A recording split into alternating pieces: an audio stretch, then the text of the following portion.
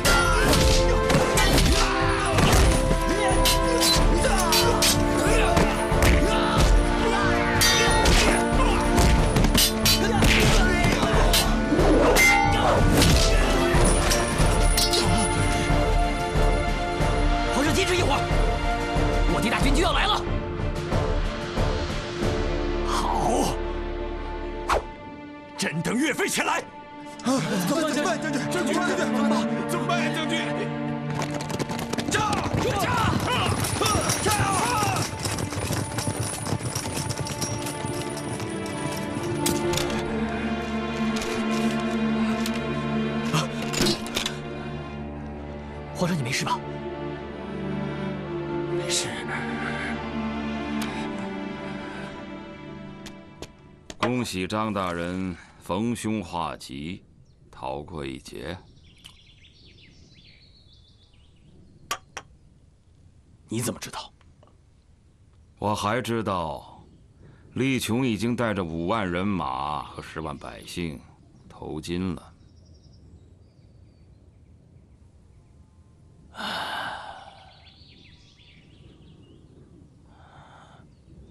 既然你已经都知道了，那还恭喜我什么？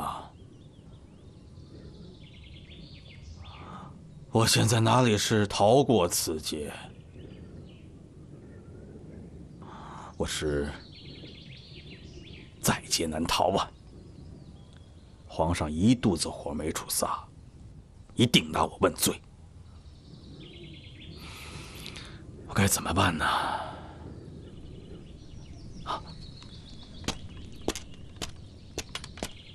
秦大人，救我！你救我！力琼在你眼皮子底下投了金，不管怎么说，这都是你办事不力，责罚是免不了的。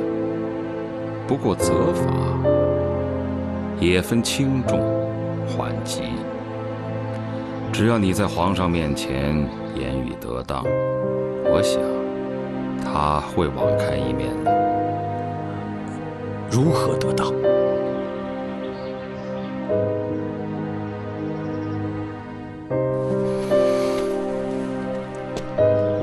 淮西兵变，你难辞其咎。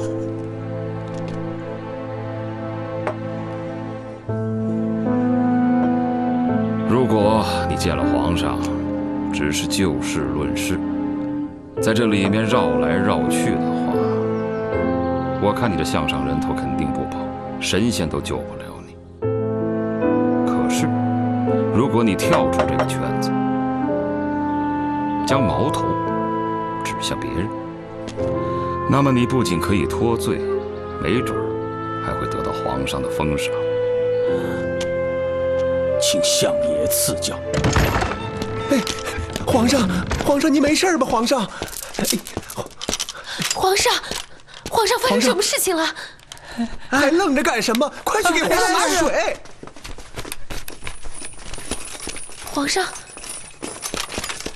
皇上，力琼带了5万人马和10万百姓投了金人。御林军赶到时，张大人仍不见踪影。继续再追。是。水呢？怎么还拿不来呀？经历了苗刘、淮西2次兵变，皇上现在最害怕的就是武将弄权。如果你能将矛头指向岳飞，你觉得皇上会怎么想？皇上会更怕。相比之下，对你的怒就不算什么了。那岳飞可就大祸临头了。齐相国，你这招1石2鸟，高啊，真是高啊！去哪儿啊？去面圣啊！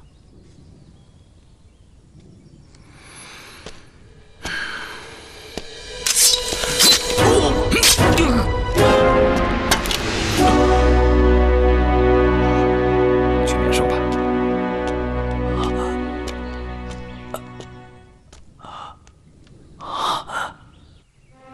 你们这些废物！淮西兵变，5万大军，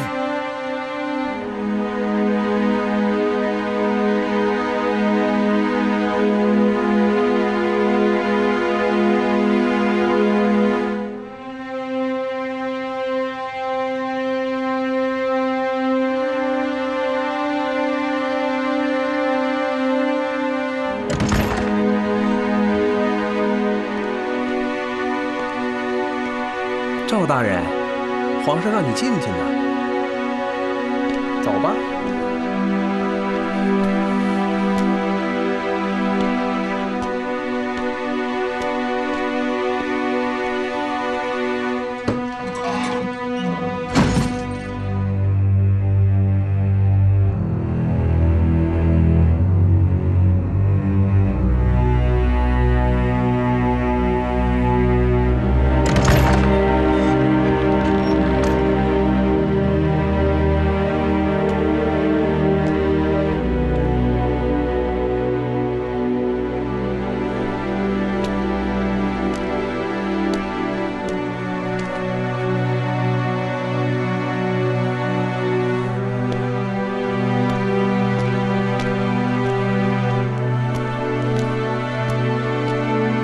张大人，该你了。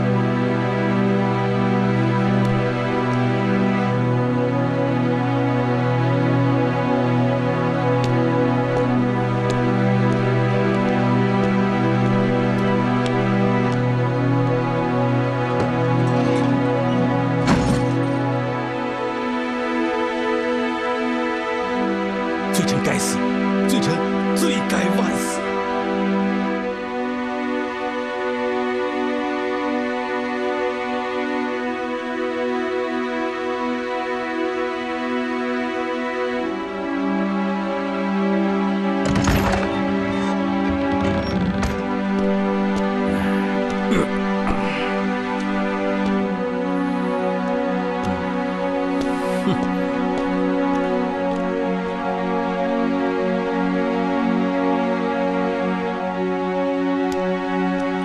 宣岳云觐见。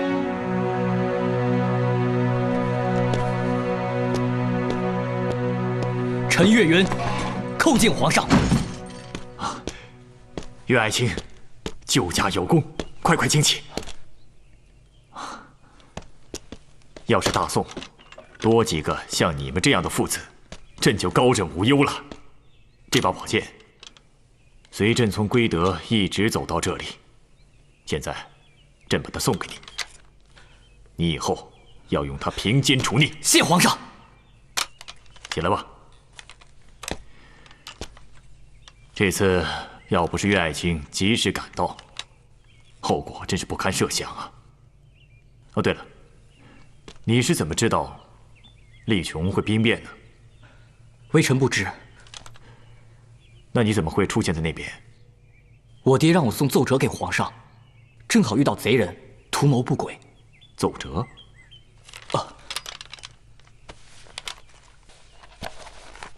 皇上，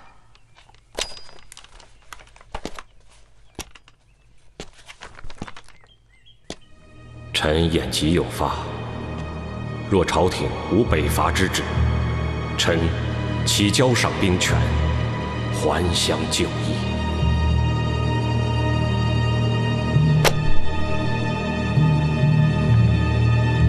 回去告诉你父亲，他的奏请朕不准，让他速速回营。是。皇上，事情都已经过去了，您就不要再多想了。所幸有惊无险，皇上龙体安康，已是大幸。朕不是为此事烦恼。今日张军说的很有道理。太祖皇帝历朝以来，崇文抑武是有道理的，你知道为什么吗？因为100个文臣贪污纳贿，都比不上一个武将作乱，危害更大呀。皇上是不相信朝里的大将军们？朕的江山稳固，必须靠他们，所以朕不得不信。但若全信，对江山社稷的危害将会更大。那皇上现在有何打算呢？朕现在还没有想好。不过日前，金营传来消息，要与朕议和。朕在想，与其让那些武将们打打杀杀和金人纠缠不清，倒不如和金人暂时议和，平分天下。你说这样可好啊？这种朝廷大事，臣妾怎么知道？臣妾进宫前只是一个卖豆腐的。卖豆腐好啊，等朕老了，牙齿咬不动了，就天天吃你卖的豆腐。皇上，你又取笑臣妾。所谓与子偕老，不就是你取笑我，我取笑你，这样过日子吗？你说能过这样的日子该有多好啊！可惜我能不能等到那一天，很难说啊。皇上，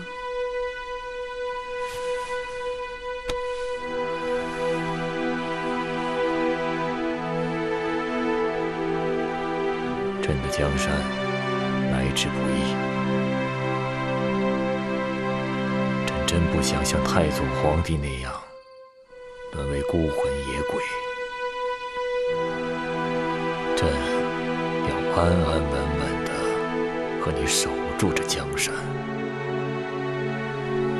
守住江山，就能过太平日子。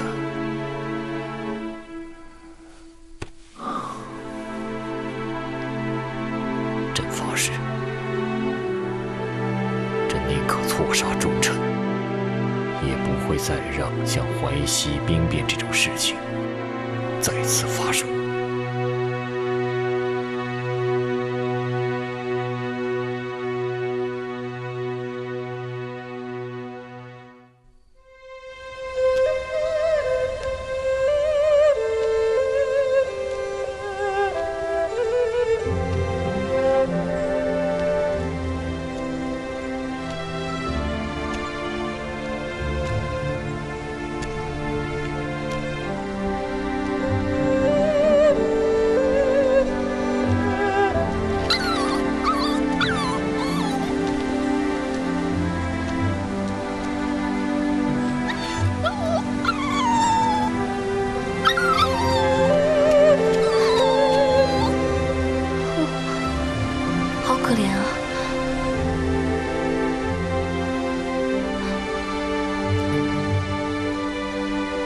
你是一个人吗？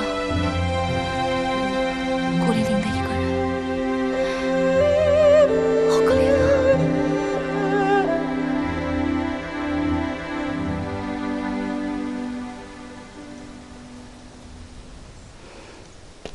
可能他母亲知道没有足够的奶水养活他，所以先把他丢下。但他知道活下去才是最重要的。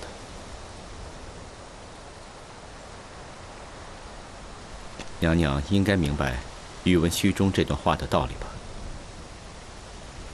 你也是来给金乌珠当说客的？宇文虚中不敢。我只想对娘娘说，连一只刚出生的小狗都明白生存的法则，明白弱肉强食的道理。你不用跟我讲什么道理。其实，我并没有跟你讲什么道理。宇文虚中只是想起，在我儿时家乡发了一场大水，当时我们3个兄弟都被大水冲散，娘身单力薄，只能救1个孩子，她选择了我，却只能眼睁睁地看着2个哥哥被大水冲走。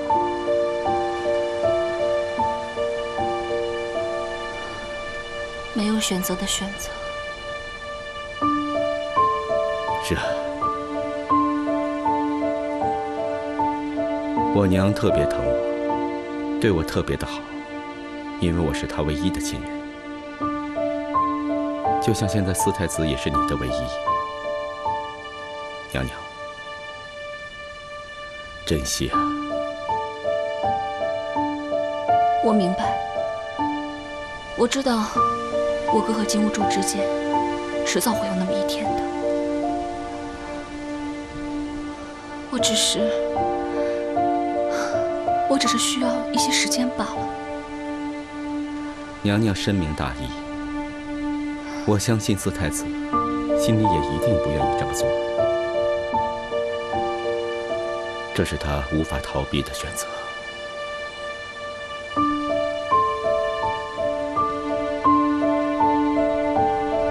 你一定很想念你的家人吧？当然，日日思念。可是我没有办法，与其自暴自弃，倒不如先想办法照顾好自己。或许有一天，我会等到和我家人见面的那一刻。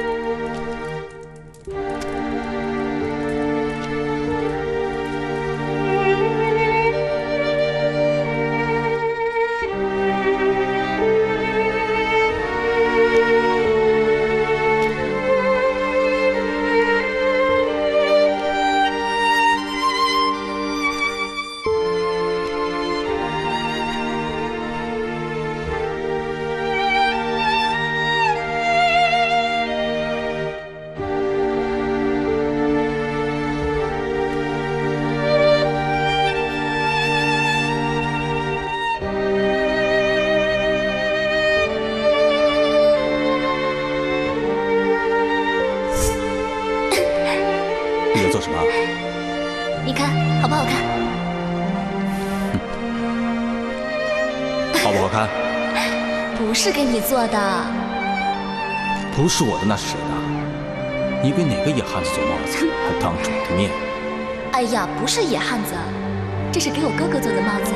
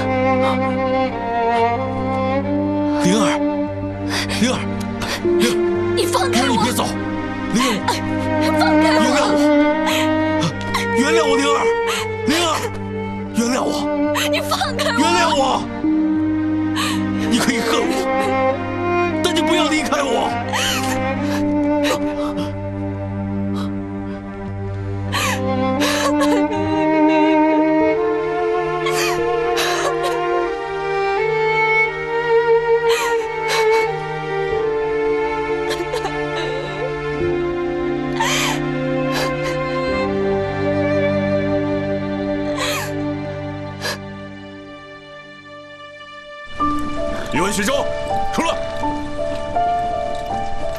宇文徐州，快点儿！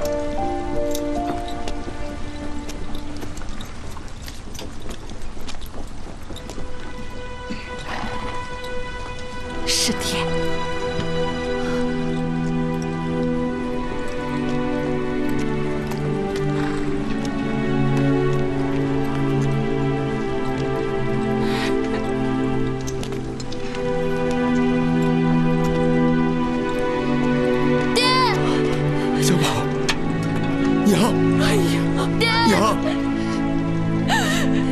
小宝，大儿呀！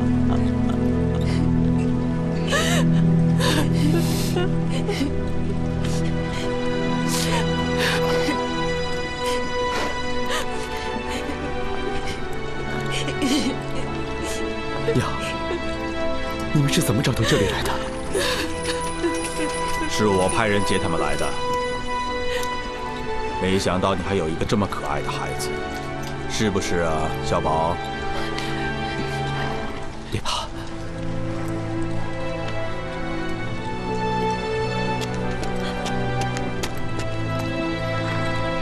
谢四太子。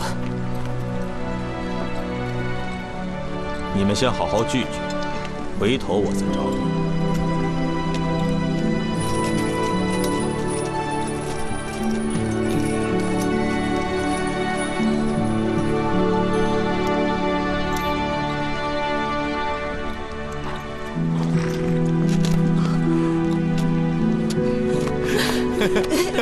爹，小宝，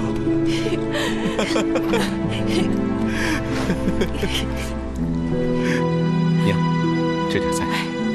小宝，小宝哥，多吃点，吃点啊。来，爹，我们什么时候回去啊？等不打仗了，我们就回去。嗯，那什么时候不打仗啊？总会有这么一天的。你真的投靠了金人啊？娘，您怎么这么说呢？来，小宝。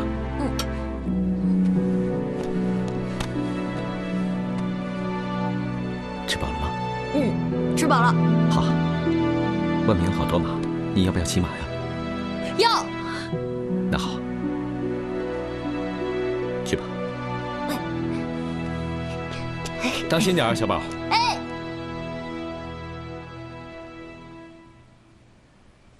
娘，金人险恶，不孝儿连累了你们，但是你相信儿子，孩儿绝对没有做任何对不起家乡父老的事。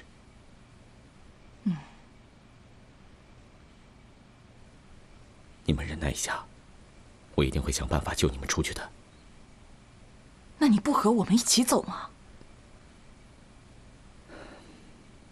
我还有更重要的事情要做。还有什么事情比娘，比你的亲生骨肉还重要？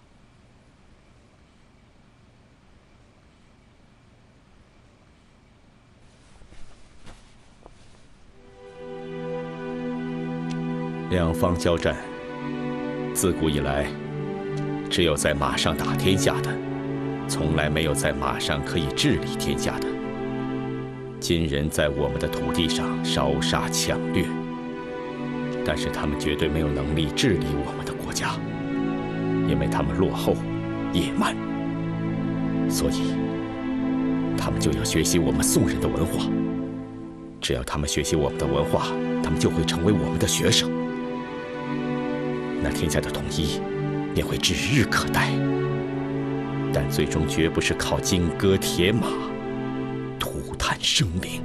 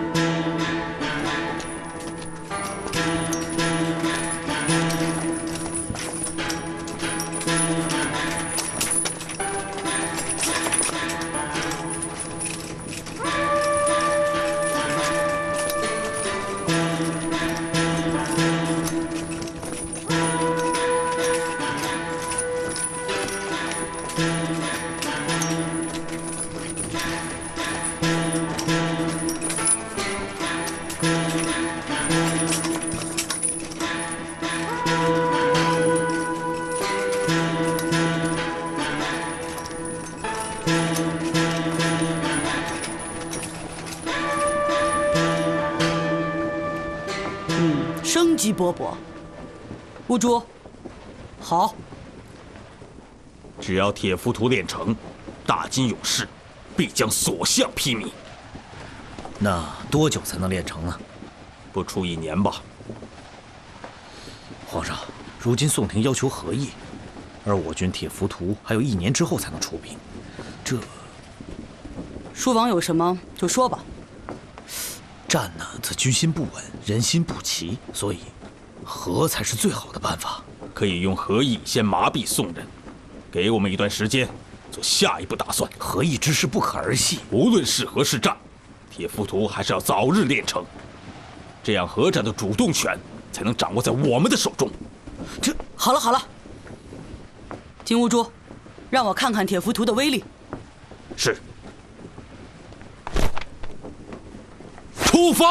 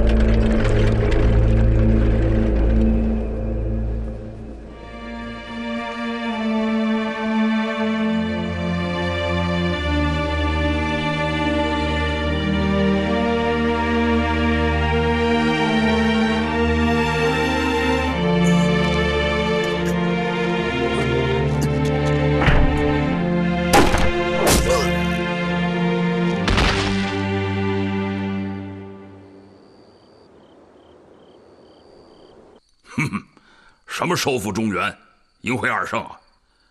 皇上以前可能还有这个心，经过淮西这一闹啊，他肯定是断了这个念头了。大哥，那你再上一奏，咱岳家军单军北伐，我就不信拿不回中原。岳家军单兵北伐有难度吧？现在最重要的是要知道皇上是怎么想的。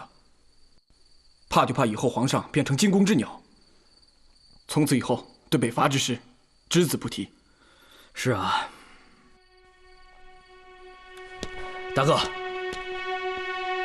你若是不顺着皇上这个心思，恐怕会失去皇上的恩宠，反而被朝廷那些小人所利用啊。个人荣辱，何须放在心上？你们不必顾虑这些。眼下最棘手的是，如何让皇上再下北伐之心？皇上没有处罚张俊，反而升了他的官，这就说明问题了。皇上根本就不想北伐呀！不是皇上不想，而是皇上怕我们这些武将在北伐的过程当中不断壮大自己的力量。哎，这壮大有什么可怕的？这军队壮大了可以保卫社稷，保护老百姓嘛。再说了，俺老牛有啥可怕的呀？他要是怕俺对他不忠的话呀，那就把俺最值钱的东西都押到他那儿去。不是你，有什么值钱的东西啊？你最值钱的就一个贵娘，你舍得押吗？不，那是，那贵娘那啥媳妇儿，押不得，舍不得。押得。啊，这倒是一个主意。咱们大将出征在外，如果把家眷押给朝廷，皇上就会信任咱们。为了北伐大计，说不定就得委屈一下咱们的家人了。我给皇上写份奏折。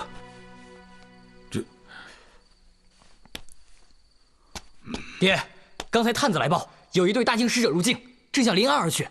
真的？啊！这娃儿的，这皇上他是又想议和了。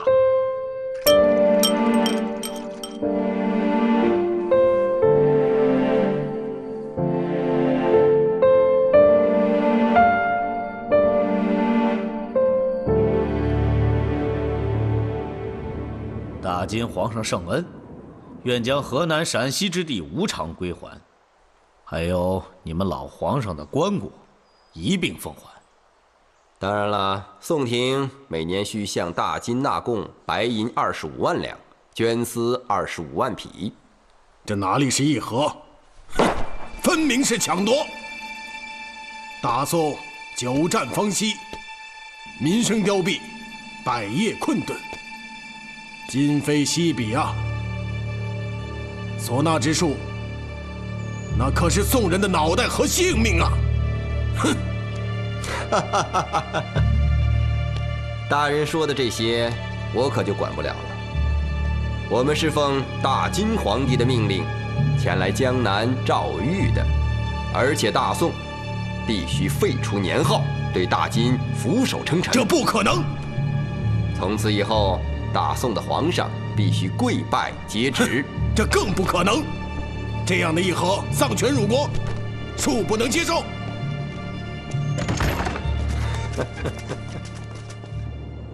皇上今日龙体欠安，不上早朝，退朝。这次啊，晋人主动跟咱们议和，居然还割地给咱们，条件很不错呀。是啊，当年每年要给辽河西夏55万两送礼，现在区25万两，算得了什么呀？是啊，25万两，还个天下太平，这笔买卖啊划算。可是他们提出来要皇上下跪接旨，这个不好办吧？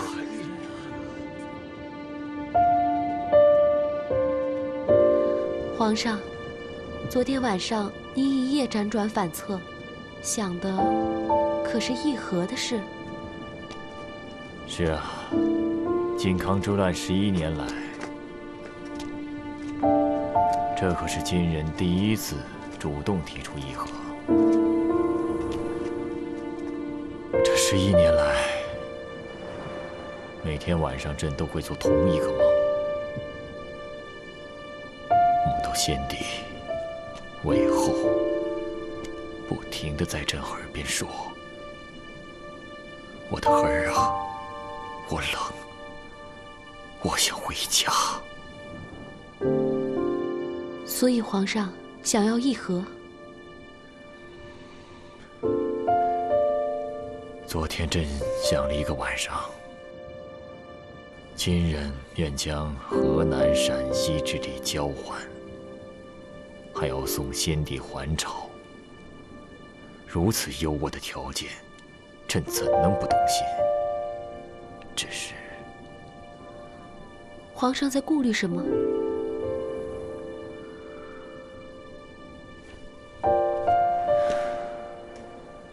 那些金人提出让朕跪接圣旨，朕不是不愿跪。若朕下跪磕头，可以化淮河而分治，让百姓免遭战乱之苦，让太后可以回到南宫。别说是磕几个头了，就算是要朕的命，都可以。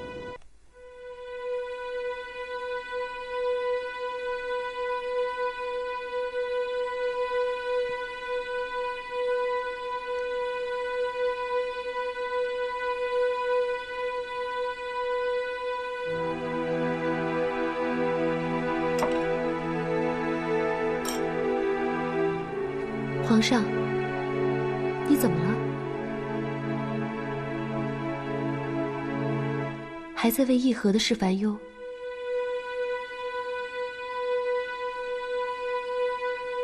皇上为此事，食不知味，夜不能寐。这样下去，可不是办法呀。不如这样吧，臣妾带皇上出宫走走，皇上觉得怎么样？是啊，娘娘说的对，皇上整日忧心忡忡，老奴担心皇上积郁成疾，不如出去走走看看，多大的烦心事儿，没准儿就都豁然开朗了。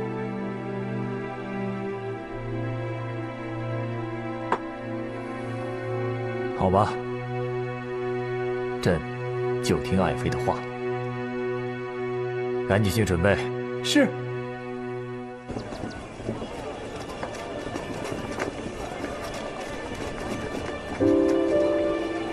爱妃啊，你可知道，朕第一次看见你，就是在一个像这样的地方。10年了，时间过得真快。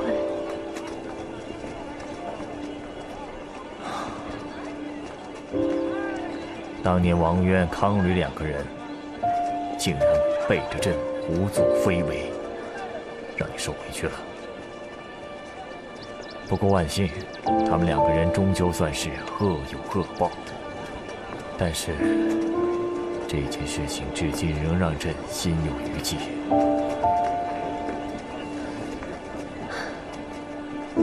过去的事就不要再提了，臣妾已经忘记了。你不会还恨朕吧？恨过，可是恨一个人太累了。哦，怎么下雨了？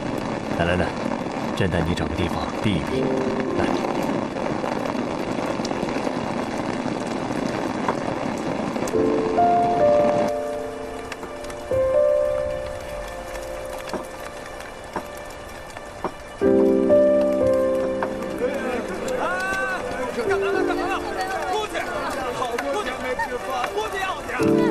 下去看看，出了什么事？是。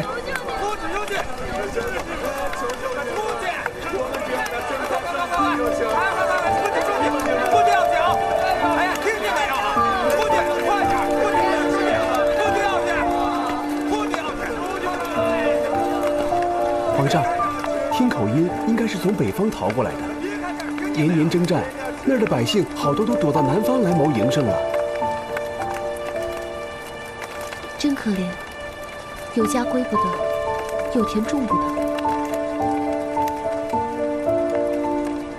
当年的汴京，八荒争凑，万国咸通，繁华之际。如今啊，朕唯一的心愿，就是保全江南之地，再现汴京之盛景，让百姓能够安居乐业。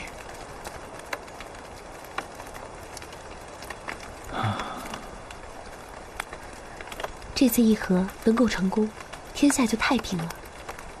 臣妾相信，皇上一定能够做到的。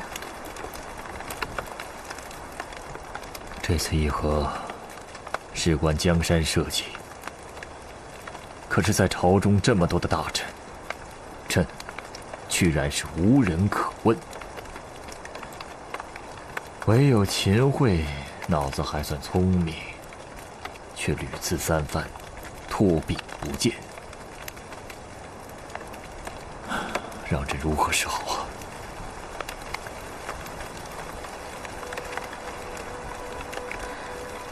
？10几年前，臣妾从父亲手中接过豆腐摊子，生意惨淡。一天，有家酒楼让我们供应豆腐，我们都很高兴。这可是一笔大买卖。可偏偏这个时候，黄豆贩子说要涨价。没有办法，既然答应了酒楼，我们只好先高价买下黄豆。虽然这笔生意我们赔了本，但这个缓兵之计却让那家酒楼非常相信我们。之后，他们让我们常年供应豆腐，我们的生意也因此渐渐有了起色。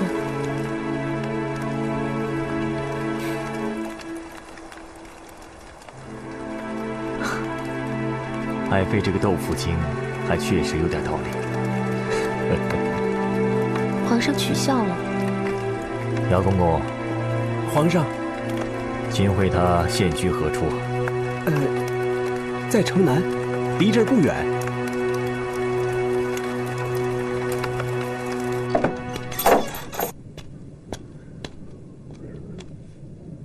皇上，就在这儿了。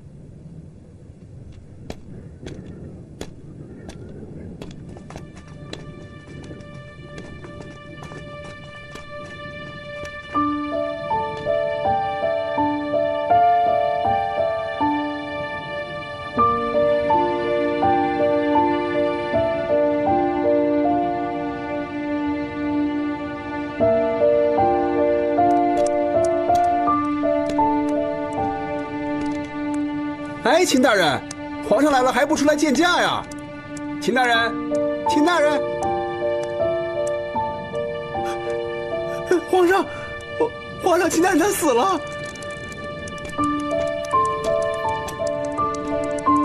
死了？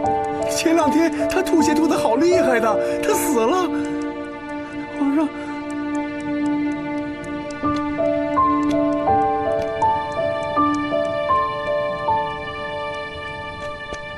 皇上，不知皇上驾到，有失远迎，请皇上恕罪。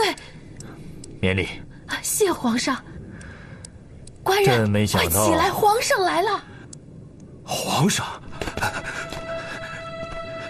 微臣给皇上请安。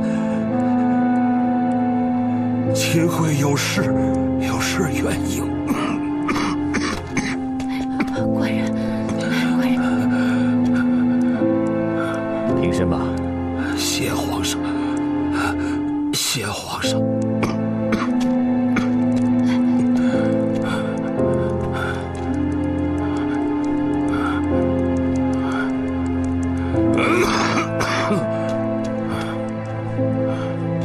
秦桧啊，没想到你堂堂相国，居然沦落到如此下场。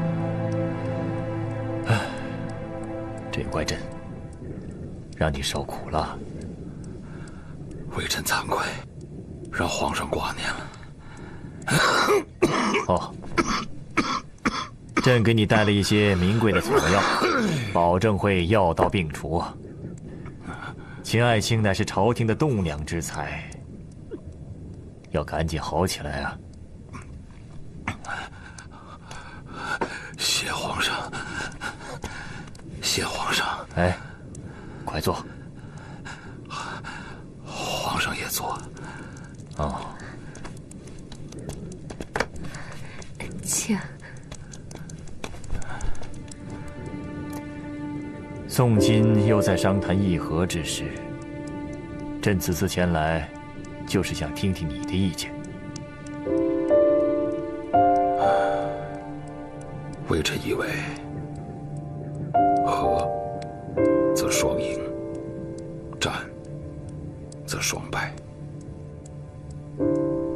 此话怎讲？皇上，真宗皇帝的时候啊，大宋跟当年的大辽立下了澶渊之盟，将当时2个县1年的总收入赐予大辽，换来天下太平。而如今花些许银两，就能收回河南、陕西之地啊！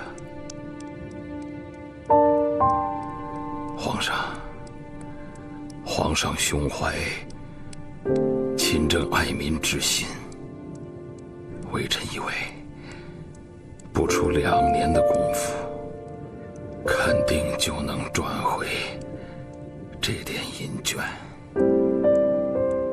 这些道理，朕都懂。然而，金人刁难，不但要向他们称臣纳贡，还让朕下跪接旨，简直是岂有此理！是啊，微臣听说，金人他们态度非常强硬，毫无回旋余地。若不答应，恐怕这议和难成。倘若如此，我大宋颜面何存？必须要想一个2全其美的办法才行。皇上所言极是。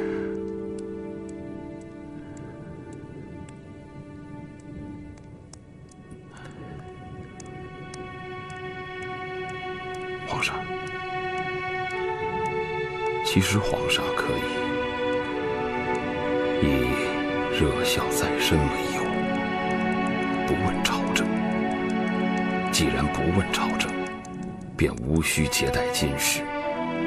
那么，不接待金使，也就不用下跪了。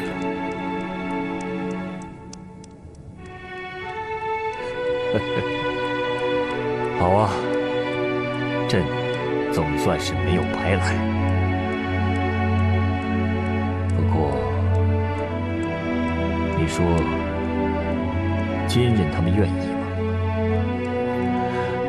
皇上，秦会愿前去与金人交涉此事。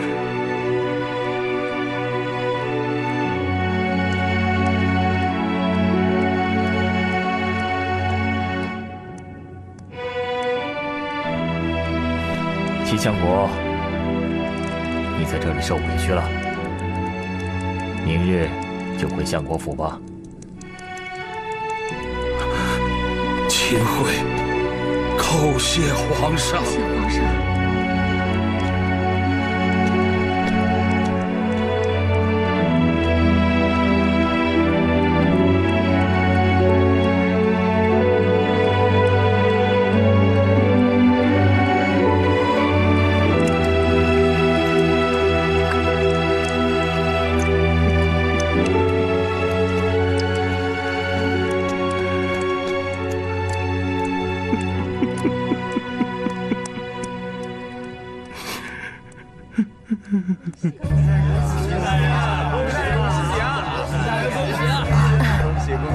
谢谢啊。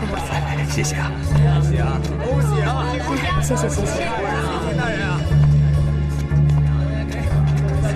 恭喜恭喜！秦大人，恭喜恭喜啊！秦大人，恭喜啊，秦大人！恭喜啊，大人！恭喜恭喜！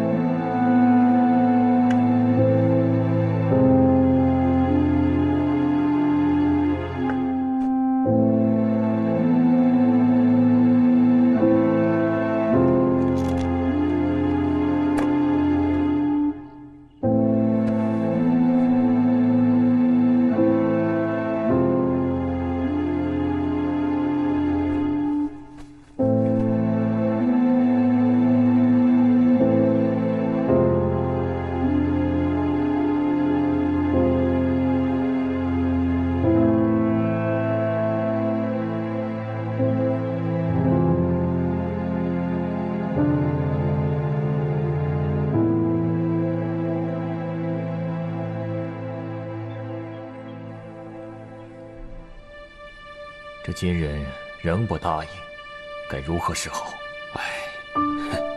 蛮夷之邦，无礼仪可言。与他们说守孝之事，无异于对牛弹琴。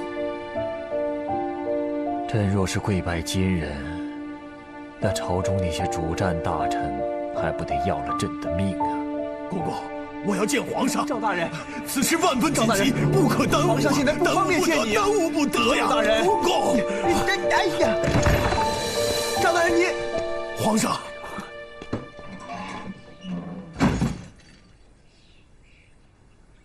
赵大人，你这是做什么呀？在外面火急火燎的，你乃大宋重臣，要注重体面。皇上，社稷若没了体面，我们做臣子的何来体面之说？皇上，秦桧乃金人奸邪，不能用啊！秦桧，他是一个能做事的人，而你们这些朝中大臣只会嚷嚷着体面颜面。朕不用他，该用谁呀？皇上，别再说了。爱卿若是没什么事的话，就先回去吧。朕与秦相国还有要事商谈。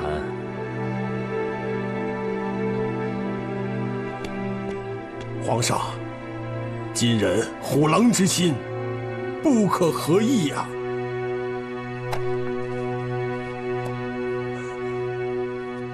皇上，皇上，赵大人既如此反对，臣万万不敢再继续下去。这是朕的江山，还是他赵相国的江山啊？请爱卿起来吧。皇上，赵相国是如此态度，那朝中大臣更不用说了。其实，金人不能接受我们的提议，便是因为明人不说暗话。秦大人，如若有什么话可以直说。皇上，金人一直坚持要皇上跪接诏书，是因为赵大人跟金人和谈的时候态度蛮横，惹恼了金人。一派胡言！君子和而不同，金人狼子野心，我岂可与之虚与委蛇？那你有没有想过，皇上何以之事，你是箭在弦上，不得不发。赵大人身为相国，朝之重臣，为什么不能克敛一下自己的脾气，以社稷为重？赵某正是以社稷为重，所以才拒绝金人之无理要求。赵某要是答应了金人的要求，那才是误国、误民、误天下呀！只要我为官1天，便不会答应和议。赵鼎，你这是说，朕也误国、误民、误天下吗？臣不敢。皇上，臣以为，这也不是赵大人的本意。可是，到了今天的局面，赵大人也难辞其咎。微臣谏言，若是赵大人能向金人认错赔罪，礼贤下士，那说不定金人会网开一面，不在贵接诏书一事上故作刁难。赵相国，你意下如何？皇上，金人没安好心呐！他们这是在羞辱微臣，羞辱微臣，就是羞辱朝廷，羞辱皇上您呐！皇上，臣万万不敢呐！你身为堂堂相国，连这点担当都没有吗？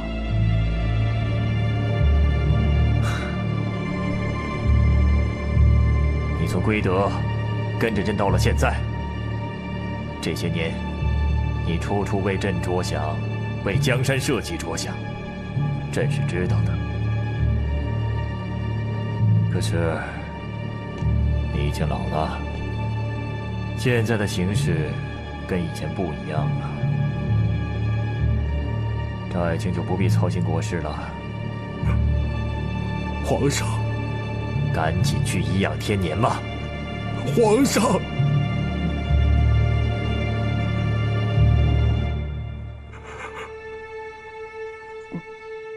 好，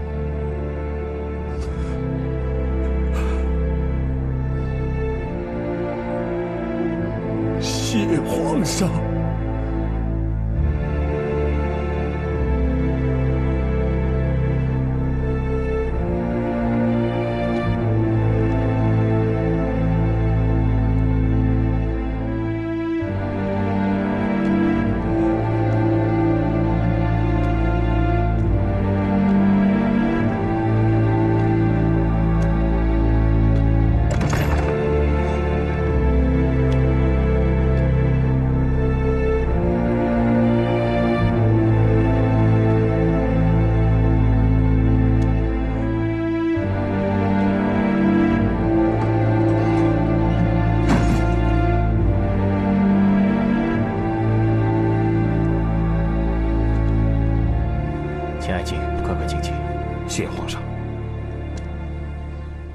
千爱卿，你看看他，他宁可辞官，都不愿意向金人低头，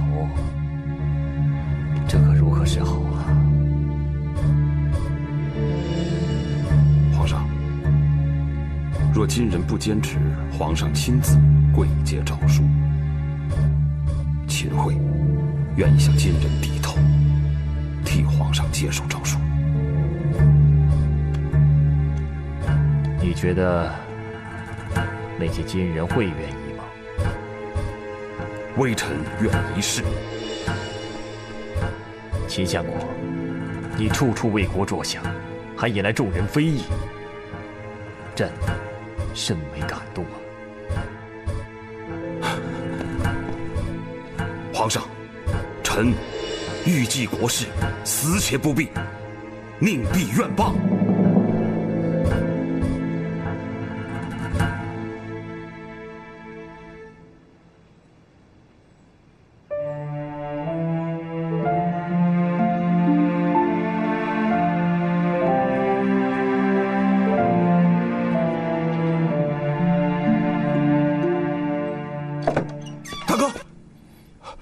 大哥，不好了，皇上决定议和。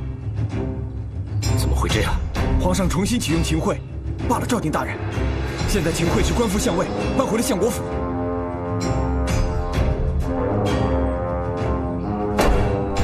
没想到皇上这么快就改变了主意。从皇上对淮西军事件的反复，便能猜出几分了。奸臣当道，奸臣当道啊！真不知道这个皇上是怎么想的，明知道秦桧是个什么样的人，可他为什么还要重用他呢？皇上困了，瞌睡的时候碰到秦桧这个枕头，不枕他还能枕谁？大哥，那现在怎么办？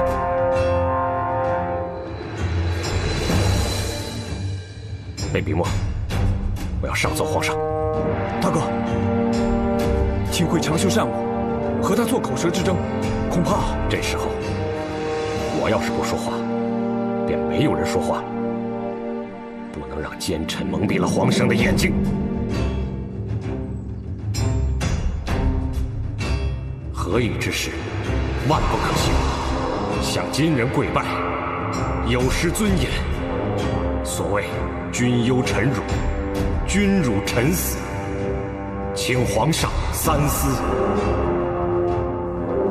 只要能让百姓免受刀兵之苦，朕牺牲自己的体面来换取和议，又有何妨啊？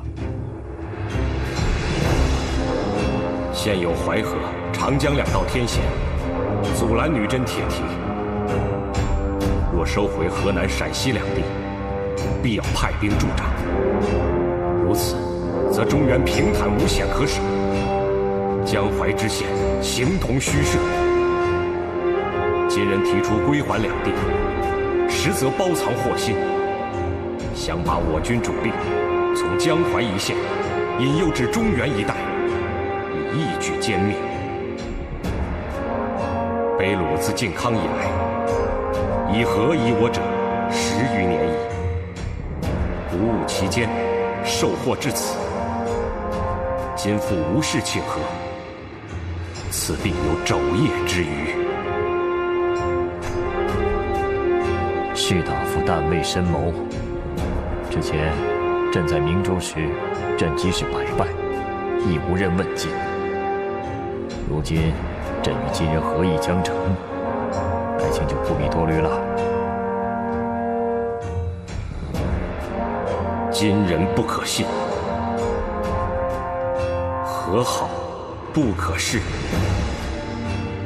相臣谋国不臧，恐待后事机，皇上见之。爱卿忠心可嘉，秦相国之事，乃一时误会，并非爱卿所想。爱卿不必操心此事。